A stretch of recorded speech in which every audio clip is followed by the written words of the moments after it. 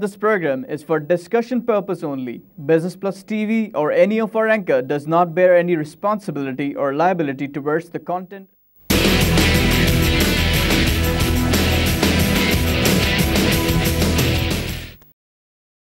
बिस्मिल्लाहिर्रहमानिर्रहीम। अस्सलाम वालेकुम नाज़रीन, कराची मरकज़ से मैं हूं आपका मेज़बान खलील अहमद। आप देख रहे हैं प्रोग्राम आप और कारोबार। फार्मा इंडस्ट्री के हवाले से हम कई प्रोग्राम्स पहले भी कर चुके हैं और आज भी हम फार्मा इंडस्ट्री के हवाले से ही बात करेंगे। दो चार इश्यूज़, एक तो ये कि इम्पोर्ट के हवाले से कुछ कंसर्न्स थे जो हम अपने पहले एक दो प्रोग्राम्स में डिस्कस कर चुके हैं। फिर प्राइसिंग के हवाले से हम कई प्रोग्राम्स में डिस्कशन कर चुके हैं और साथ ही साथ रॉ मटेरियल, फिर इन्वेस्टमेंट के हवाले से और हुकूमती पॉलिसीज़ के हवाले से। ये तमाम वो इश्यूज़ हैं जिसको एड्रेस करना शायद अशद ज़रूरत है इस वक्त की, जब हम देख रहे हैं कि पाकिस्तान की आबादी बड़ी तेज़ी से बढ़ रही है। 1990 की हम अगर बात करें तो उस वक्त 12 करोड़ थी पाकिस्तान की आबादी और उसमें अगर हम देखें तो वो पोर्शन नहीं था बड़ी आबादी का जो शहरों में रहता था जो आज है। आज शहरों में 8 करोड़ लोग रहते हैं और टोटल हमारी आबादी है 20 करोड़ की। और 1990 में शहरों में लोग जो रहते थे वो हार्डली 3.3 हम करोड़ की बात करते हैं कि 3 करोड़ रहते थे, 4 करोड़ लोग रहते थे। यानी आज हम कह रहे हैं कि तकरीबन फिगर डबल हो चुकी है। जब शहरों में ज़्यादा आबादी है और शहरों में फिर मसाइल भी हेल्थ केयर के ज़्यादा हैं, देहातों को भी हमने देखना है।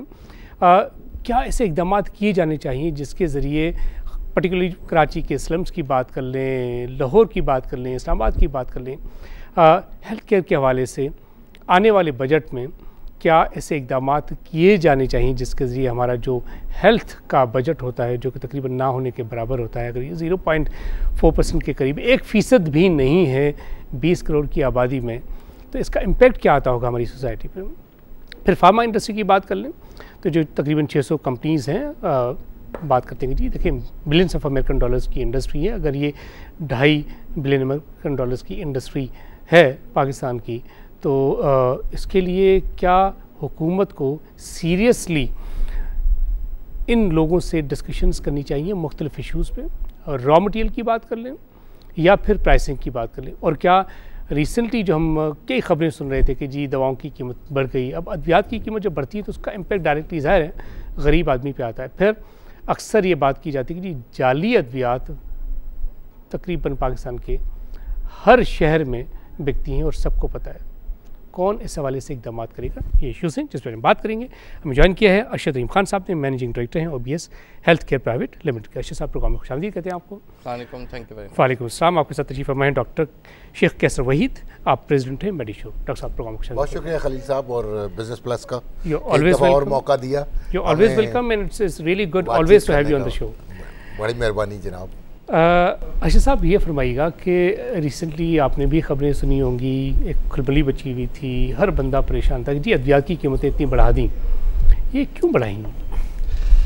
देखें जी, इसमें बड़ा सिंपल रीज़न है। हमारी प्राइसेस जो हैं वो 2001 से फ्रोज़न है, 15 साल से। 15 साल से। और ये तो फैक्ट है, ये कोई ऐसा नहीं कि मैं कह दूँ या आप कह दें, ये तो गवर्नमेंट ने फ्रीज़ की हुई हैं।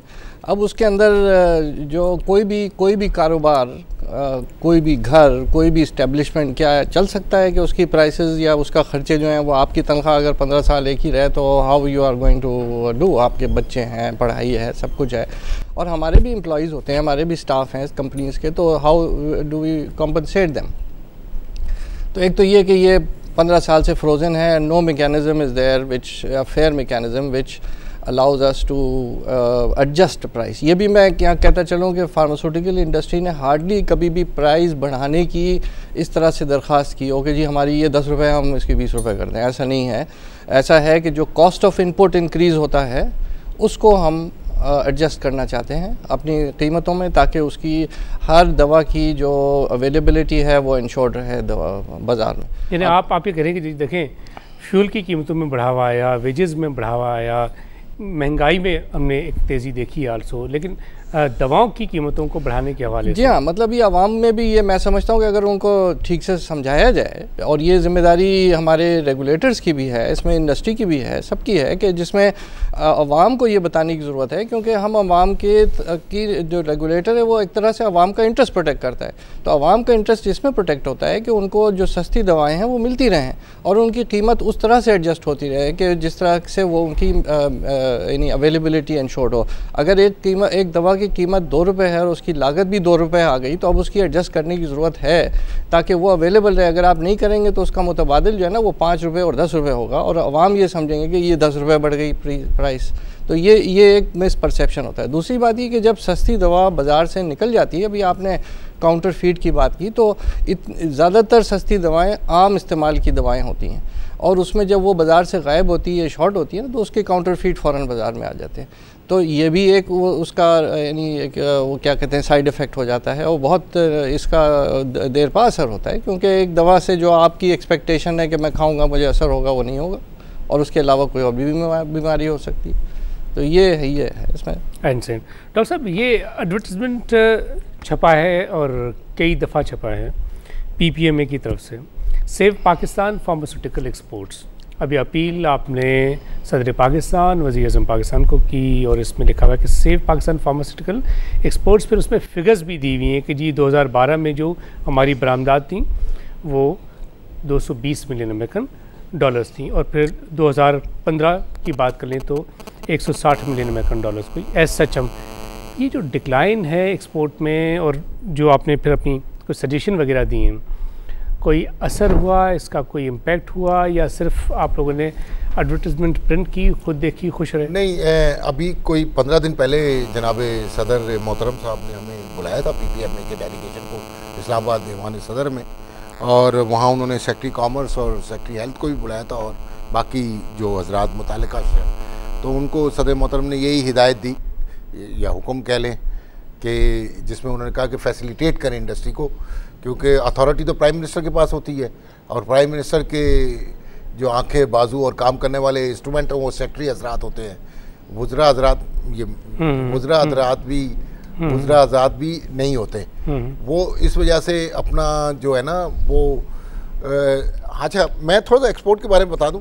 देखिए, जब से ड्रग रेगुलेटरी अथॉरिटी बनी है, पहले जब मिनिस्ट्री ऑफ हेल्थ थी तो वहाँ एक ही महकमा था और सारे अफसर एक महकमे में ही थे, और वो उनके पास स्टाफ था पूरा काम करने के लिए।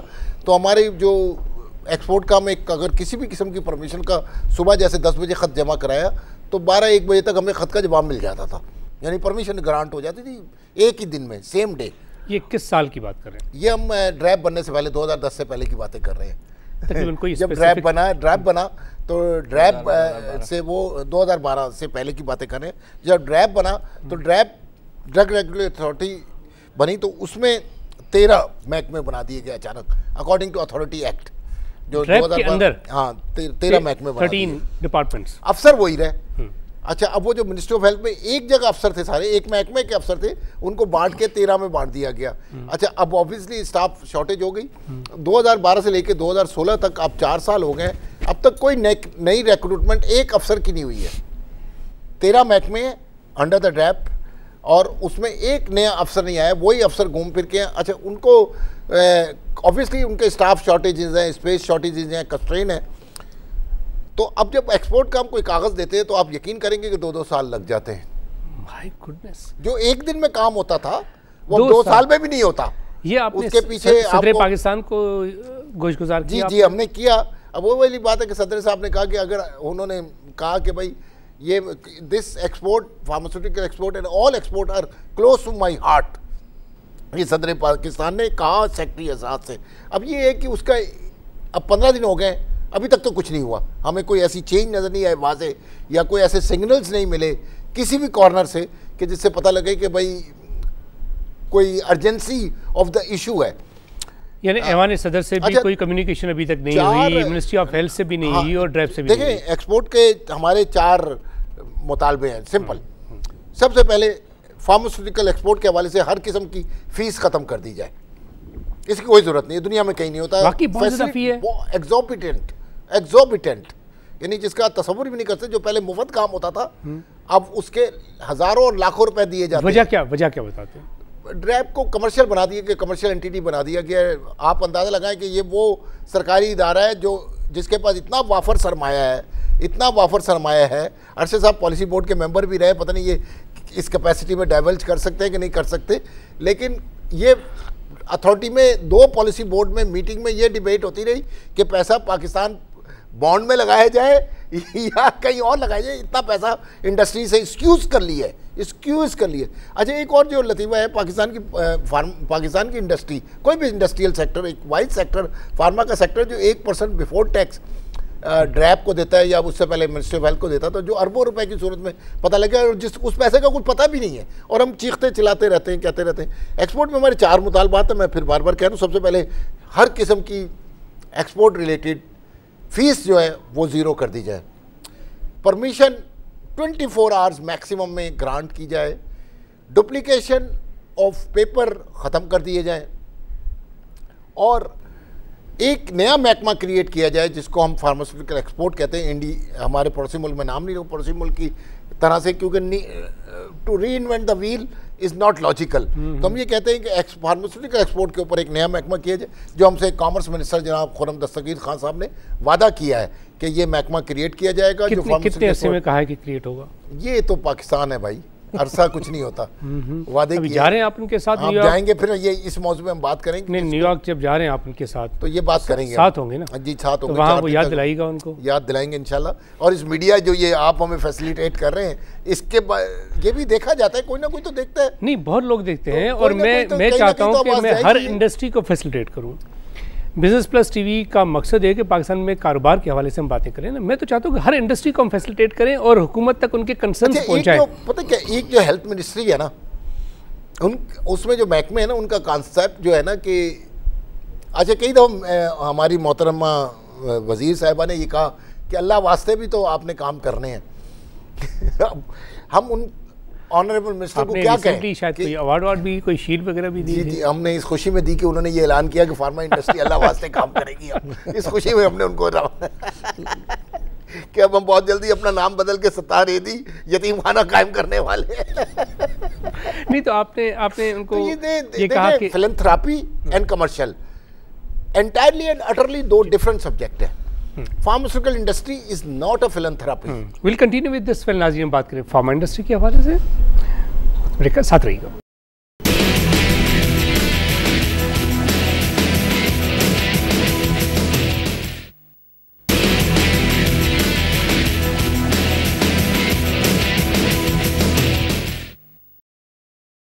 वेलकम बैक नाज़रीन। बात करें फार्मा सेक्टर के हवाले से, कीमतों के हवाले से, कारोबार में इस वक्त सूरत हाल क्या है? डॉक्टर साहब, जो बात हो रही थी मिनिस्टर साहिबा की, आप कर रहे थे कि कुछ देखिए जो कार्य खैर के लिए भी काम, ये जो मिनिस्ट्री है, ministry of health and regulation और सर्विसेज डिवीज़न, कुछ इस तरह करके नाम में बड़ा मुश्किल किस्म का। इसकी स्टेट मिनिस्टर है, मतलब पूरी मिनिस्टर भी नहीं है।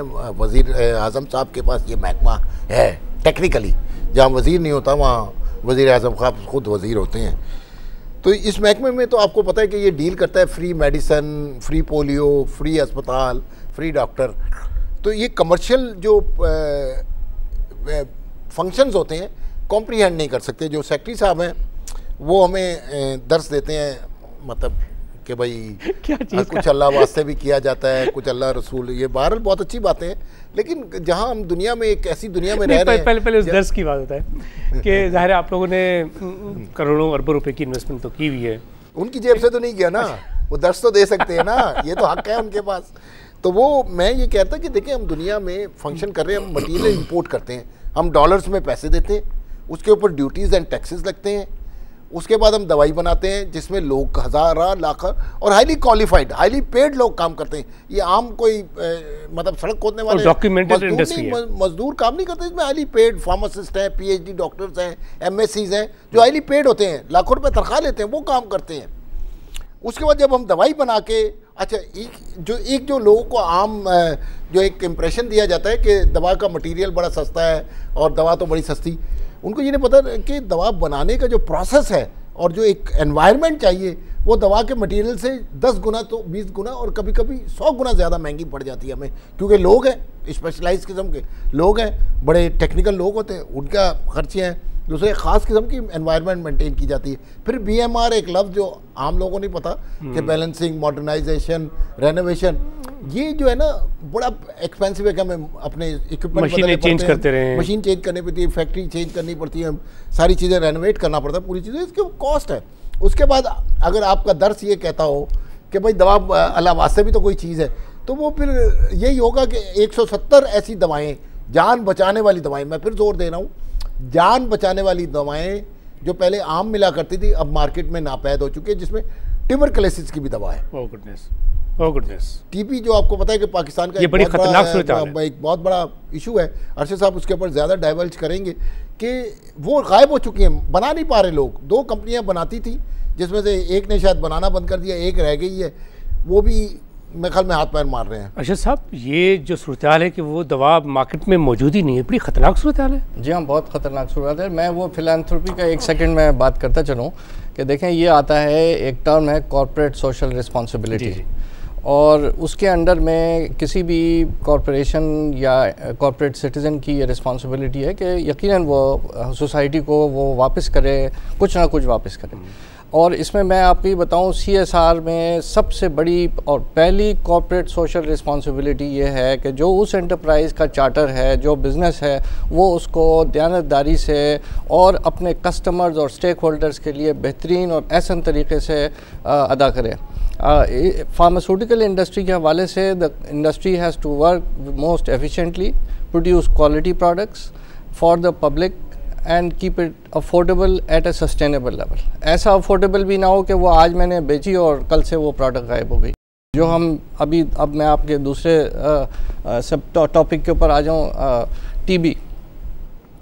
टीबी की जो लागत है इस वक्त, जो मैन्युफैक्चरिंग कॉस्ट है, उसके रॉ मटेरियल की कॉस्ट है, वो तकरीबन मेरे ख्याल से दुगनी हो चुकी है पिछले 4, 5, 6, 8 साल में दुनिया भर में। जी। तो अब वो लॉजिकल है कि हम उसको बढ़ा दें और ये अलाउ करें मैन्युफैक्चरर को कि हम किसकी बात कर रहे हैं। मतलब हम तो खाली ये दुगने और दुगने की बातें करते रहते हैं ना। 3.5 या 4 रुपए से कम एक उसकी टैबलेट है, और उसको अगर हम 4.5 या 5 रुपए का कर देंगे तो कौन सी क़यामत टूट पड़ेगी। और ये सबसे अच्छा सस्ता एक 6 महीने का कोर्स जो है ना, वो 4,000 रुपये का होगा।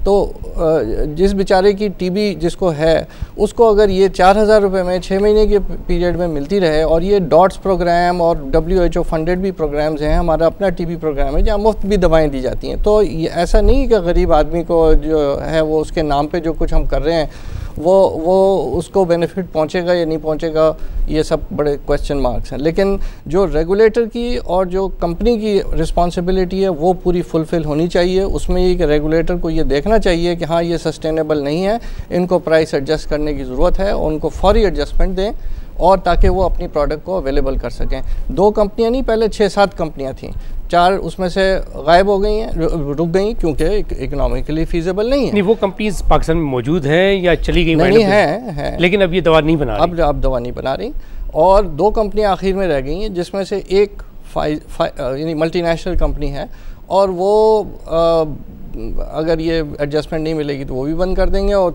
दूसरी कंपनी जो है वो नेशनल कंपनी है, जिन्होंने करोड़ों अरबों रुपए खर्च करके एक नया प्लांट बनाया है लाहौर में, और उसको हम इस तरह से इनकरेज करेंगे। अगर कि उसकी जो जेन्युइन डिमांड है उसको नहीं करेंगे तो ये भी फिर वो। ये बताइए, जैसे आपने मल्टीनेशनल की बात की, दुनिया भर में अगर फार्मा सेक्टर की बात करें तो मार्केट का तखमीना लगाया जाता है तकरीबन 1.2 ट्रिलियन अमेरिकन डॉलर्स का मार्केट है वर्ल्ड वाइड। तो अगर ये 1.2 ट्रिलियन अमेरिकन डॉलर की मार्केट है फार्मा इंडस्ट्री, और फिर ज़्यादा अगर देखें तो कोई 350 बिलियन अमेरिकन डॉलर्स की फार्मा प्रोडक्ट्स की सेल तो सिर्फ US में ही होती है। 400 से ऊपर है, 400 से ऊपर। अब वहाँ भी होता है, इसका मैं आपसे जवाब लाजमी तलब करूँगा। Will continue with this well नाज़रीन, बात करें फार्मा इंडस्ट्री के हवाले से, ब्रेक साथ रहिएगा।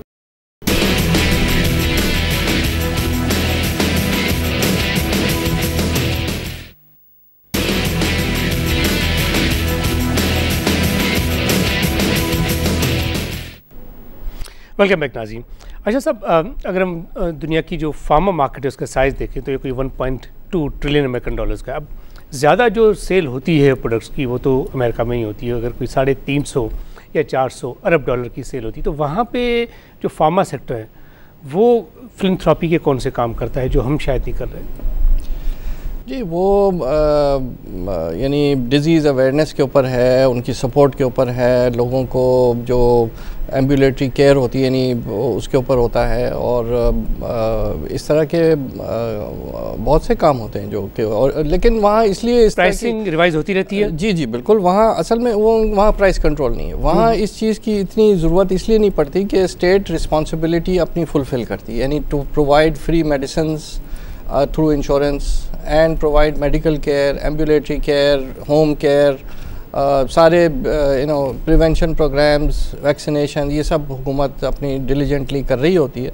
तो लिहाजा ये उसमें इस तरह की फार्मास्यूटिकल इंडस्ट्री को वैसे ज़रूरत नहीं होती, लेकिन वही multinational pharmaceutical companies developing countries में बहुत बड़ा रोल प्ले करती हैं। और इसमें मैं ये कहूँगा कि एक मल्टीनेशनल बिलियंस ऑफ रुपीज़ की CSR पाकिस्तान में या फिलैंथ्रोपी आप कहिए पाकिस्तान में फॉर वन कैंसर प्रोडक्ट कर रही है, और इन चीज़ों को हमें, और नेशनल कंपनीज बहुत सी चीज़ें कर रही होती है, तो सिर्फ मल्टीनेशनल का रोल नहीं, नेशनल कंपनी जब भी हुकूमत का कोई भी क्राइसिस आया है, I think the pharmaceutical industry has put it's best foot forward and always help the industry in government out in terms of floods, earthquakes या कोई भी और इस तरह की चीज़ें, ना सिर्फ अपने मुल्क के लिए बल्कि अगर हुकूमत ने किसी तीसरे मुल्क के लिए भी कभी कोई अपील की तो the industry always step forward.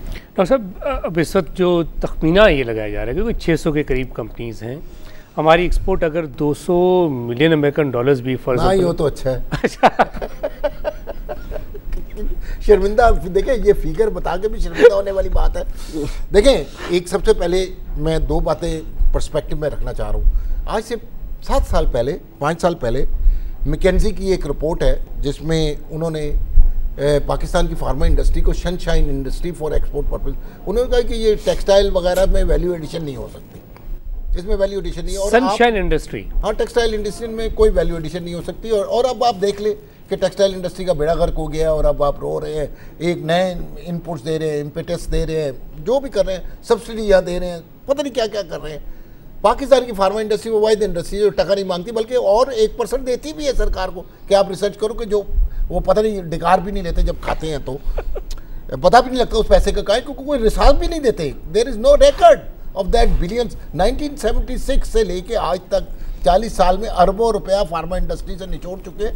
टका फार्मा इंडस्ट्री को उल्टा, और अब ड्रैप बन गई तो और अरबों रुपए जमा कर लिया, 4 साल में पता नहीं कितने अरब रुपए जमा कर लिए। ड्रैप बनने से फ़ायदा हुआ या नुकसान हुआ? बहुत नुकसान हुआ है।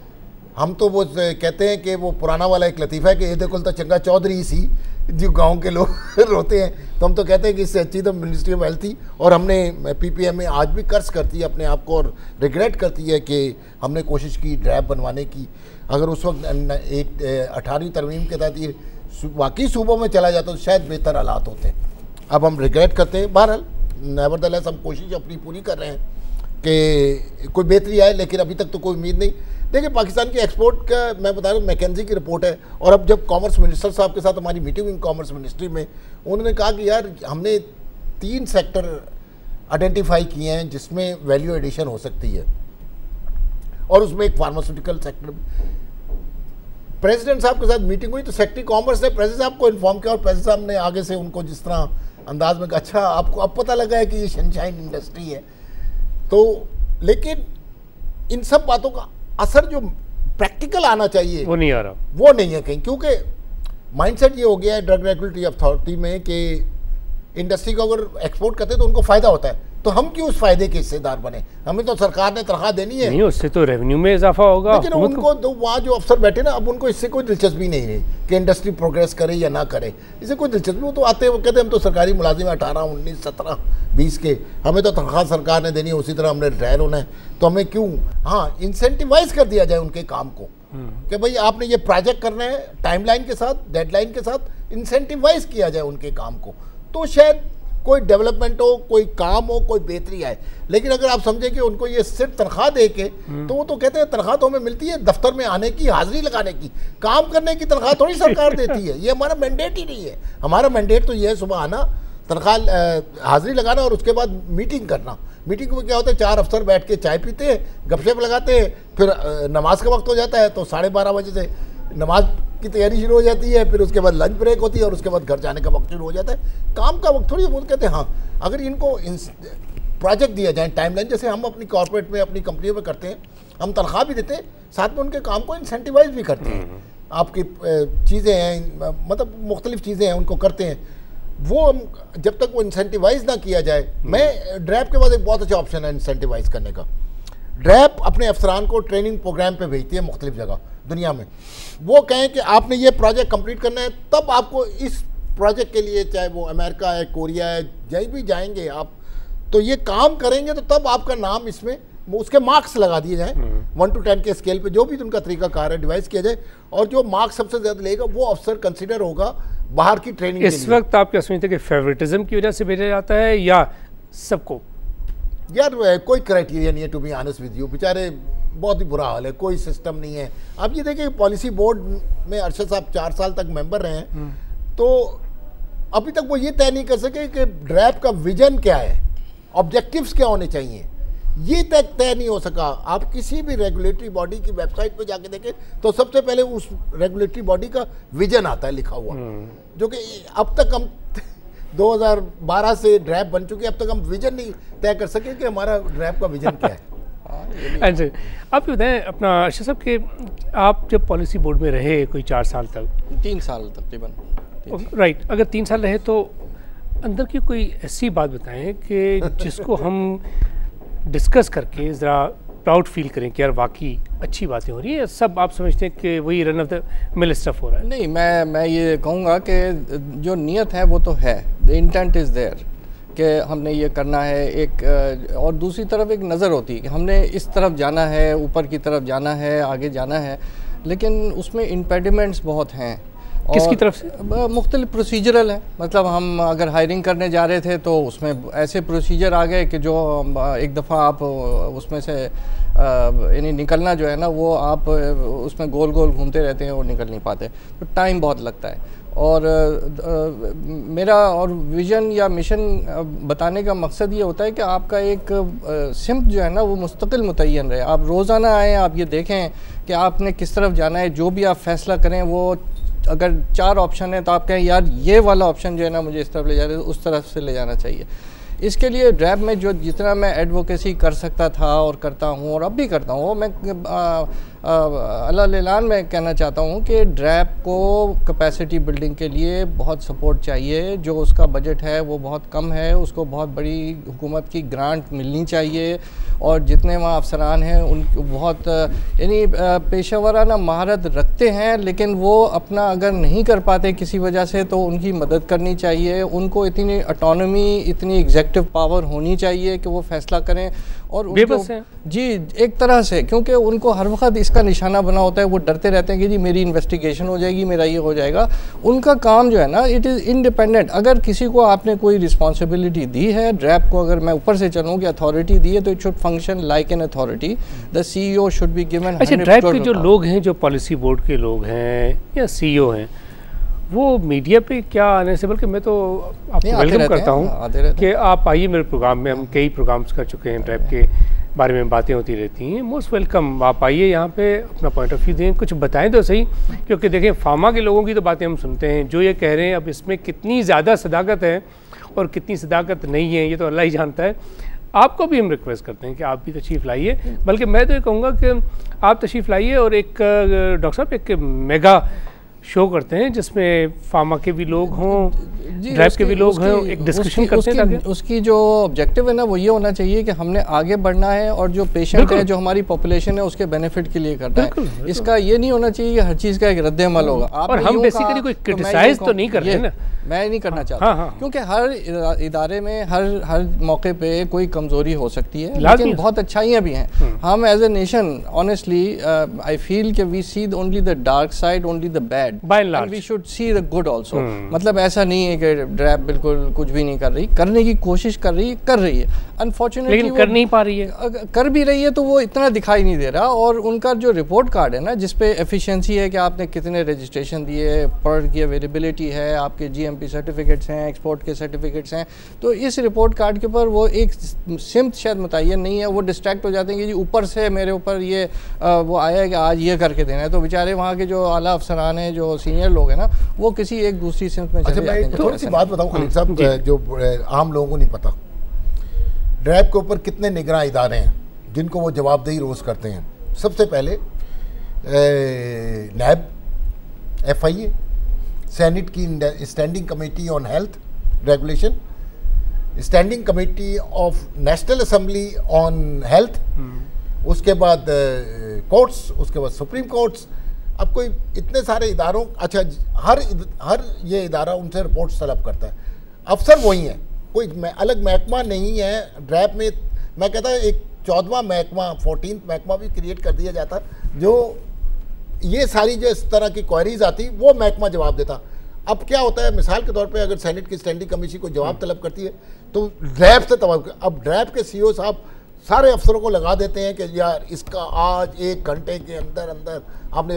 उसके बाद क्या होता है, ये दोनों ऑनरेबल इदारे जो हैं सेनेट और स्टैंडिंग कमेटी सारे अफसरान को बुला लेते हैं। अब 8:30 बजे से बेचारे बैठे हैं वहाँ। अब जब उनका मूड होगा, हमारे बाख्तियार लोगों का, बाइक़्तिदार लोगों का, what ever you may call them, वो उनका वो क्लास लेना शुरू कर देंगे और ये वो। तो इससे बड़ा डिप्रेशन होता है। दुनिया में सिविलाइज वर्ल्ड में ये नहीं होता। सिविलाइज वर्ल्ड में ब्रीफिंग्स होती हैं। सिविलाइज वर्ल्ड में आपको जलील नहीं किया जाता। सिविलाइज वर्ल्ड में आपसे क्वेश्चंस इसलिए नहीं पूछे जाते कि आपको बिलिटिल किया जाए। सिविलाइज वर्ल्ड में कहा जाता है कि हमें बताया जाए, हम पूछना चाहते हैं, हम सीखना चाहते हैं ताकि हमारी अंडरस्टैंडिंग ऑफ द सब्जेक्ट बढ़े। तो आप उनसे बुला के वो जिस तरह के सवाल करते हैं वो एक तरह से वो बोली बात। उसके बाद दूसरा महकमा अब आ गया नैब, मतलब सवाल करते हैं कि पिछले 10 साल की फाइलें लेके आ जाओ। अच्छा कितने अफसरों बदले, कितने अफसरों, अब वो एक फिर उनके खिलाफ FIR दर्ज हो जाती हैं। उसके बाद FIA आ गया, वो आके बैठ के थ्रेटनिंग कर रहे होते हैं। अच्छा फिर उनके अपने वेस्टेड इंटरेस्ट भी होते हैं लोगों के, जब आते हैं तो फ़ोन करके एक दूसरे को डरा भी रहे होते हैं। ये सारी चीज़ें हैं जिसकी वजह से मैं इंडेमनिफाई मैं होता ना तो मैं ड्रैब को 5 साल के लिए इंडेमनिफाई कर देता। कोई इस तरह का तहकीकाती इदारा ड्रैब में नहीं आएगा जब तक ये पूरी इंडस्ट्री के मसाइल हल ना हो। क्योंकि देखें सेकंड डिफेंस लाइन में ये जो है ना दवा का काम, सेकंड डिफेंस, ये हम समझने की कोशिश करें कि खुदा ना खासा किसी किस्म की कैलेमिटी आ जाती है, किसी किस्म की वबा आ जाती है, तो डॉक्टरों ने इलाज तो करना ही करना। अगर उनको दवाई नहीं होगी तो कहाँ से इलाज करेंगे। तो ये कॉन्सेप्ट हम जितना डिफेंस के ऊपर खर्च करते हैं और कंसर्न है और यानी हर कोई उनकी तरफ देख रहा होता है, अगर इसका मैं कहता हूँ 0.04% जो कि बजट का हेल्थ पे खर्च होता है, इस सारे कंसर्न का 0.04% हेल्थ की तरफ लगा दें, कंसर्न सिर्फ अपनी सोच, तो पाकिस्तान में आज बहुत सारे मसले वैसे ही हल हो जाएं। अनफॉर्चुनेटली हम इतना भी तवज्जो देने के लिए हम समझते हैं कि ये प्रॉफिट मॉन्गर हैं, ये नफ़ा कमाने वाले इदारे हैं। हम नफ़ा कमाने वाले इदारे हैं, मैं तो ज़ोर ज़ोर से कहता हूँ, हम तो हमारे इदारे आए ही नफ़ा कमाने के लिए हैं। और जितने भी इदारे बनते हैं दुनिया में, बिजनेस कंसर्न बनते हैं, वो कोई चैरिटी के इदारे नहीं, चैरिटी के इदारे अलग होते हैं। इंडस्ट्री को जब फिलैंथ्रोपी करनी होती है, जब खिदमत करनी होती है तो इंडस्ट्री करती है। कितने स्कूल, कितने अस्पतालों में कितने बेड, पता नहीं क्या क्या इंडस्ट्री कर रही है, जिसको अब इस वक्त ये मौजू नहीं है इस मौजू पे बात करने का, लेकिन हम कर रहे हैं, इतना ज़्यादा काम कर रहे हैं कि हम अगर बताएं तो बिलियंस ऑफ रुपीज़ इतना तो सरकार भी खर्च नहीं करती जितना इंडस्ट्री फिलैंथ्रोपी पे खर्च कर रही है, जो इस तरह के इदारे चला रही है खामोशी से। स्कूल्स हैं, हॉस्पिटल्स हैं, ये चला रही है बड़ी खामोशी से। हमको शो ऑफ करने के लिए हमारा मतता नहीं, लेकिन मैं ये कह रहा हूँ कि पर्सपेक्टिव में रहते हुए कि पाकिस्तान के एक्सपोर्ट को बढ़ना चाहिए। टेक्सटाइल ने कभी तरक्की नहीं करनी, ये हुकूमत को गलतफहमी निकाल देनी चाहिए, बल्कि डिक्लाइन होना है और डिक्लाइन हो रही है। चाइना, इंडिया, बांग्लादेश, वियतनाम, ये थाईलैंड, ये खा जाएंगे पाकिस्तान की टेक्सटाइल इंडस्ट्री को, ये समझ लेना चाहिए। सिर्फ फार्मा इंडस्ट्री एक ऐसी है, सनशाइन इंडस्ट्री है, जिसको इसकी रिपोर्ट प्लानिंग कमीशन में है, सब मानते हैं इस चीज़ को। अगर जब तक इसके ऊपर तवज्जो नहीं दी सरकार ने, तो मेरे ख्याल में जो $25 बिलियन और $50 बिलियन की बातें हो रही हैं, ये ख्वाब ख्याल की बातें होंगी। तो अरशद साहब, पाकिस्तान में फार्मा सेक्टर में मज़ीद सरमायाकारी आप देख रहे हैं कि बिज़नेस वाइबल है पाकिस्तान में? जी हाँ, हो सकता है बल्कि है। और ये जो कंपनीज़ यहाँ ऑलरेडी हैं ये भी करना चाहती हैं, और इनको एक फैसिलिटेटिव, एक इनेबलिंग एनवायरनमेंट चाहिए अपने रेगुलेटर से। रेगुलेटर अपना वो अपोनेंट ना समझे, अपना पार्टनर समझ के अगर वो इंडस्ट्री से करें ताउन, तो यकीनन industry will rise up to the occasion and realise potential dream और विजन तो बात की बात है, जो पोटेंशियल इसमें इस वक्त है वो रियलाइज़ हो सकता है। और लेकिन ये एक, जैसे हम हमेशा अपने यहाँ कहते हैं ना, एक दोराहे पर हम हैं, तो ये भी एक तरह का दोराहा है। और इस वक्त economic world is borderless world, और जो इन्वेस्टर होता है वो उस जगह जाएगा जहां उसे इकोनॉमिक रिटर्न मिलेगा। बिल्कुल। और बिल्कुल। तो लिहाजा अगर इस इंडस्ट्री को हमने प्रमोट नहीं किया, तो जैसा डॉक्टर साहब ने फरमाया, बहुत सही बात फरमाई, हम एक डिफेंस लाइन अपनी कमज़ोर कर देंगे या उसको ख़त्म कर देंगे, और किसी भी डिज़ास्टर और किसी भी ऐसे मौके पर हम फिर दवाएं दूसरों के मोहताज होंगे लेने के लिए। ये सोचने वाली बात। Well, it was wonderful having you on the show. Thank you so much very much, always welcome. Well नाज़रीन, अब तक के लिए इतना ही। अपने मेज़बान खलील अहमद और हमारी पूरी प्रोडक्शन टीम को इजाज़त दीजिए। अल्लाह हाफ़िज़।